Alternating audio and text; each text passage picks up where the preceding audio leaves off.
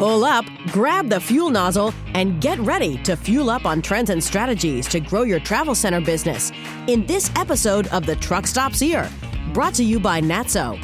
Now, here's your host, Amy Toner. Hello, and welcome to today's episode of The Truck Stops Here. I'm your host, Amy Toner. You are listening to The Truck Stops Here, the NATSO Foundation's podcast. The NATSO Foundation is a research, education, and public outreach subsidiary of NATSO.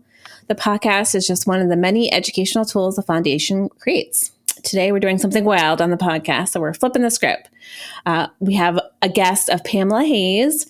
She is NATSO's Vice President of Business Development. Sorry, Pamela. And Andrew Evans is NATSO's Vice President Marketing and Branding, and he's going to take over as host. Together, we're going to talk about NATSO Connect. All right, Andrew, the floor is yours. All right, thank you. So first question about NATSO Connect 2024 for Pamela. Where and when is the show this year? Happy to announce that we are going to Disney World February 18 through 22nd, and the event will be held at Disney's Yacht and Beach Club in Orlando. All right, cool. So for Amy, so we have a new pre-event workshop this year. So why did you decide to offer that? Okay, so we're going to talk, the workshop is on travel center new builds and remodels. This is brand new. You know, we recently did a study of NATSO members and found that 63% of them were investing in rebuilds or remodels in the next year and a half. So there's obviously a great demand for information in this space. We were so lucky to have partnered with our JP Consulting Group. They're a NATSO Chairman Circle member and just a plethora of knowledge. They are going to talk about checklists, feasibility studies, and due diligence. And then we're also going to have Darren Schulte, who's NATSO's Vice President of Membership, who's going to sort of layer on his expertise from being in the field. And we're also going to have at the table, people are going to talk about what's happening. They're going to compare ideas, resources, best practices. You know, so much goes into a rebuild before you even break ground. And so I think this new workshop that we're offering is going to set people up for success. And I'm really excited about it. So what can participants of that workshop expect to learn from the event? Yeah, so they'll get those sort of three areas that I talked about, the feasibility studies, due diligence, and the pre-planning. So those are sort of the three big buckets of information. And then they'll get also a toolkit of information in addition to all the education they'll learn there. Plus, don't forget that they're going to be comparing notes with other people in the same boat with them at their table. Cool. Yeah. All right. So for Pamela, what can people expect on the show floor this year? We are working in specific categories. So one thing that we always do, and the value and opportunity as a Chairman Circle member, is you always get the choice to exhibit or sponsor or attend.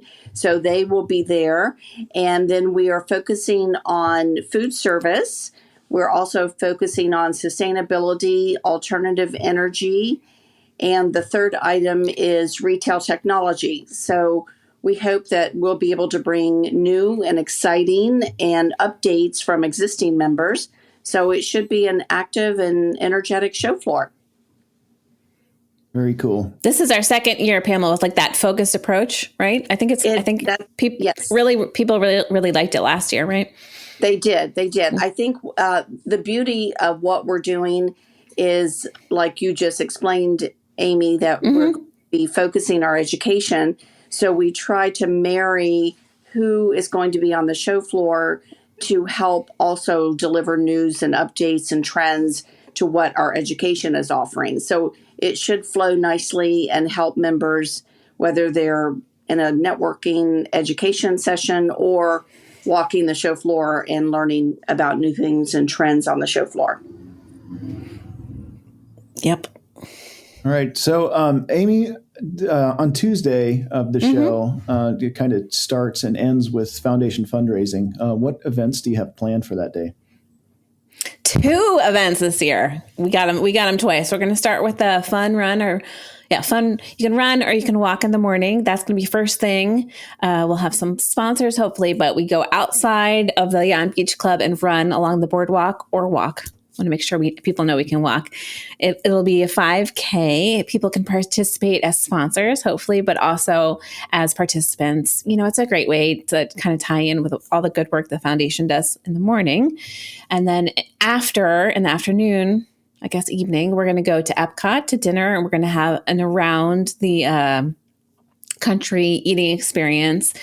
And again, it's a fundraiser. It's a time to donate to the foundation and sort of fund the work that we do all year. Cool. So are you planning on running? I hope so. I had fun last year. I got third cool. last year, but there were only like 5 runners. So there's a lot of opportunity for other people to step in. Yes, I love to run. So it's a cause after my own heart. How about you guys?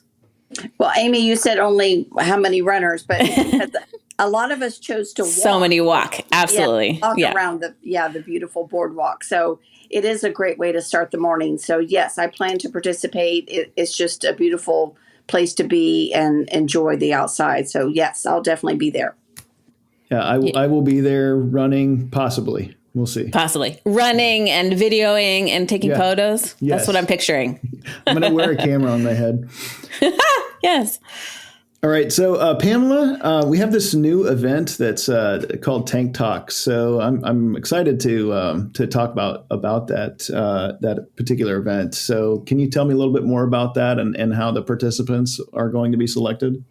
Yes, I'm happy to talk about it. It's really the best of two worlds, as we all are used to TED Talks, and then we've all watched Shark Tank. So we've taken those two ideas and married them into one. So it is Tank Talks, where vendors will be able to get on the keynote stage for 5 minutes, and they will share with the audience the good news and what their product or service can bring to the industry and to the Travel Plaza marketplace. So I think it'll be fun and energetic. And we, of course, are talking to those who are interested, vetting those to make sure it fits the program that we're trying to accomplish and the strategy of the conversations and education in the expo floor. But obviously, we won't turn away a good idea just because it may not fit exactly in the puzzle. There's going to be 10 of those. And again, 5 minutes. The audience will vote on probably a scale of 1 to 10 what they thought about the presentation. We will have a winner for bragging rights, and I think it'll just be a lot of fun. So we probably will also have a panel like the Shark Tank's panel. It may not be as brutal or fierce as the 5, and not necessarily investing millions of dollars, but hopefully it'll all be good and exciting, and we're looking forward to it. I think the panel sounds great. I didn't know that part. Are you going to be on the panel, Pamela? I'm not. I think I'm going to help with the production. We want to just, Amy, you are familiar with getting speakers ready to go on stage. That's true. So, yes, I'm sure I will be handling that part, just getting them lined up and making sure everyone feels good and ready to get on stage and have that energy needed. I don't think I'll have to add that part. I think they'll be excited to share with everyone what their company is bringing to the marketplace. So I'll probably be on the sidelines kind of helping those get ready for the stage. Okay. That event sounds like a lot of fun. I think it will be. So, Amy, the second day is devoted to growing wallet share. Why did you choose that educational focus? Yeah. So, as hopefully everybody knows, NATSO Services did a study over the summer of truck drivers to try to get a handle on what opportunities exist at truck stops. And what we found is that there's just a ton of opportunities to grow wallet share. So getting more people inside, getting them more loyal, getting them through faster, and growing that basket share. And so there is just a lot of opportunity. And what we decided is we would dedicate the education on the second full day of the show to that, so that people could take this survey that we did, this information. We know there's this opportunity, and the keynote and the workshop especially will help them act on that information. Okay, great.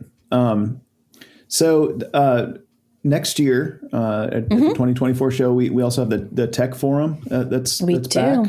But we're looking at fuel island technology. We are. I know. There's so much cool technology coming out in our industry.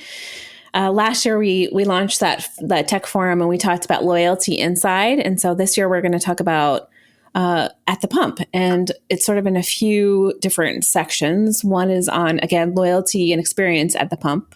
More and more pumps are adding that seamless experience of ordering outside and coming inside. We're also going to talk about the AI, which is changing fuel supply management.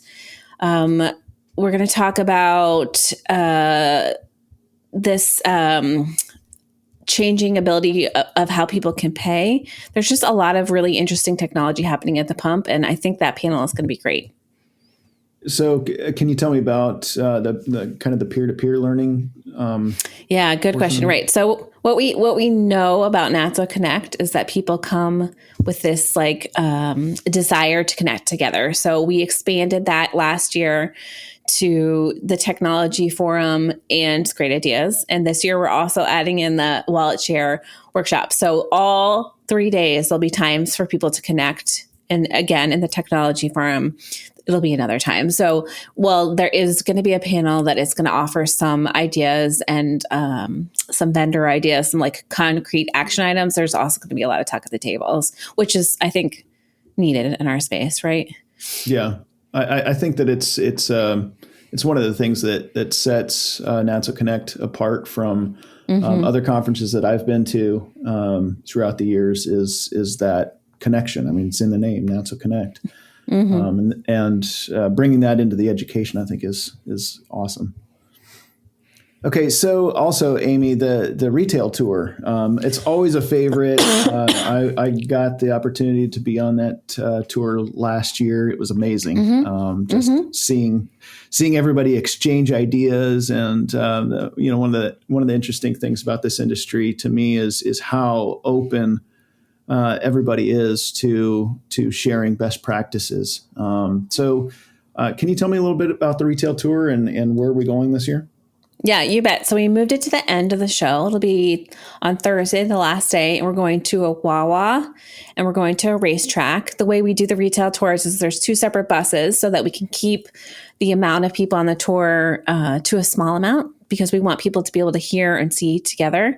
And then they'll switch locations. The Wawa, we went in 2019, and they've been doing a lot of growth in Florida. So we're going to a new location, and the racetrack, I think will be great too. We're really lucky that those 2 members have agreed to do it. Okay, great. So Pamela, the finale event, what do you have planned for the finale event? Well, we can't go to Disney World and not have a behind-the-scene private park event. So we're not going to disappoint this year. We're going to be just a football field away from Epcot. So we're going to take our group into the Epcot side location, and then we'll go into what's called the French Island, where we'll have a dessert party, watch the fireworks.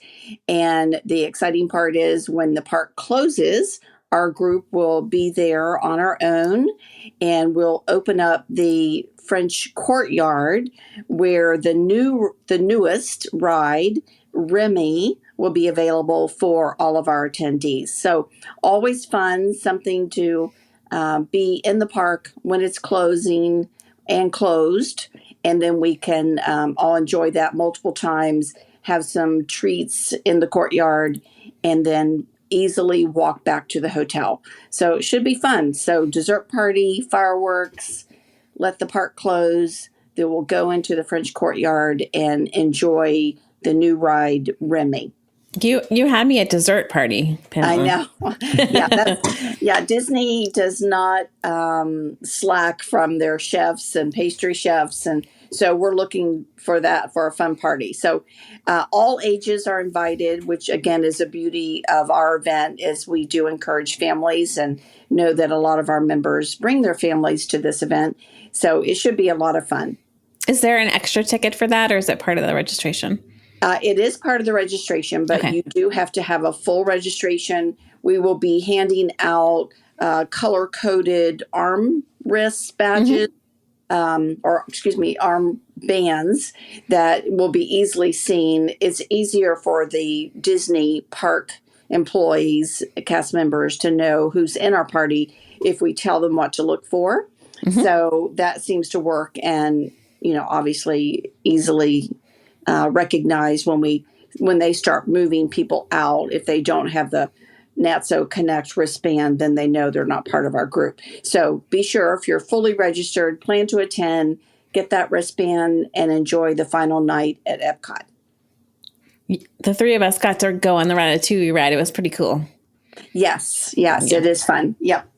It's not the fast and furious roller coaster that some of our attendees love, but a fun ride for sure. And of course, just having the time together and take photos in a closed park is something unique and different and always fun.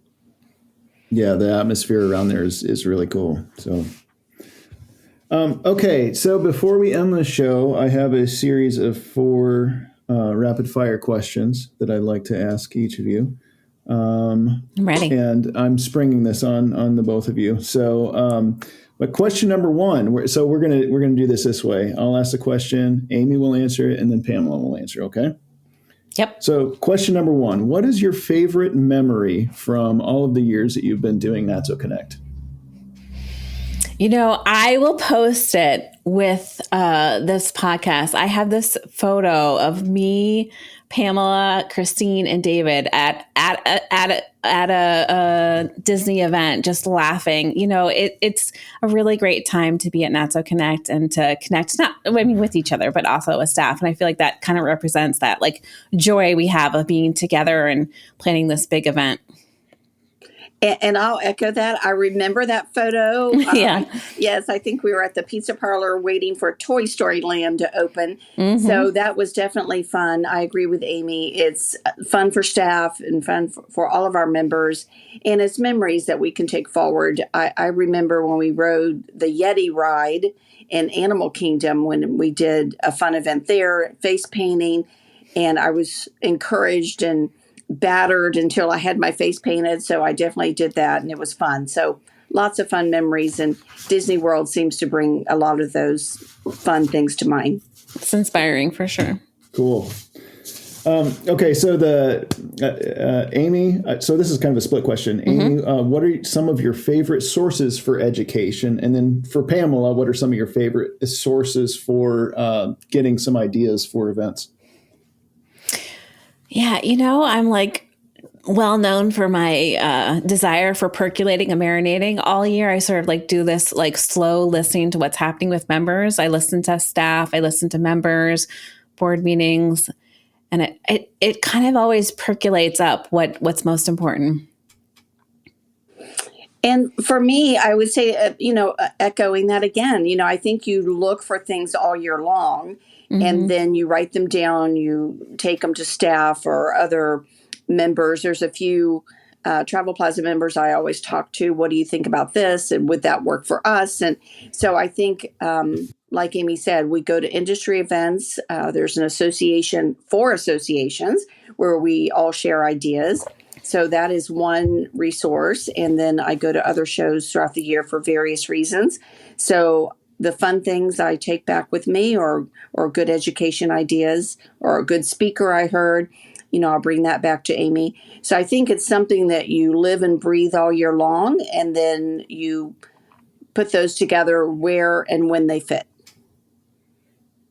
Okay. What time do you take your first cup of West Rock coffee at NATSO Connect? On the way to the floor, on the way to the keynote, obviously. The first of many. Pamela doesn't drink coffee. And how do you take your coffee, Amy? Yeah, I like mine half coffee, half cream. Okay. Yeah. I just had this conversation with Chris Hendricks with West Rock, because I told him I love where his booth is. He's like the center of the floor, and everybody navigates to his space, obviously. But I'm a friend of Coca-Cola. So my beverage and caffeine of choice is a Diet Coke or a Coke Zero. So that probably starts at like 6 a.m. and straight from the can. Okay. Well, we're gonna I'm just gonna continue to chip away at this because we gotta make a change here. Okay. So the last question: if you are stranded in the middle of a snowstorm at NATSO Connect, what do you do to pass the time? In my head, I'm picturing the year we were in Denver, and I had planned the retail tour, and it was snowing, and everyone's heading off. It already happened. They looked happy. They saw EV chargers. So we're good. They all survived. They were standing outside with no coats in the snow looking at truck stops, and it was fine. I agree. We have members from all weather conditions. Even if they don't live and breathe it, they have traveled to it. So I don't think that is a problem for our members. Sometimes it's more about the airline getting them there than it is their endurance of living through it. But we've had a few in Nashville, which is always a challenge if it becomes ice instead of snow. But I think the snowstorm is not a problem. Usually we work through that without blinking. It's the ice that will cause a problem. And I agree. Our members are resilient and they'll come together under any weather condition. How about you, Andrew? You have to answer it.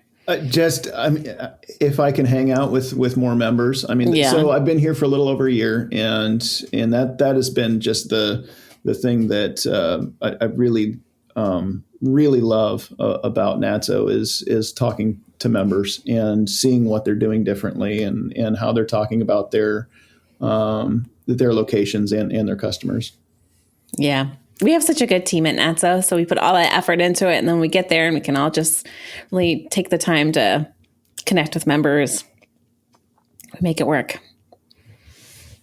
All right. Thanks, guys. Thanks, Andrew. This is the hot seat is hard. Thank you, Pamela, for coming on the podcast. And thanks for everyone for listening. You can find us online at natso.com/podcast. If you have any questions, if you want to come to NATSO Connect, reach out to us at editor@natso.com. See you in Disney World. The Truck Stops Here was brought to you by NATSO, the association representing truck stops and travel centers. Visit natso.com for more information. The Truck Stops Here is produced by NATSO in collaboration with Human Factor. Producers are Amy Toner and Darren Schulte.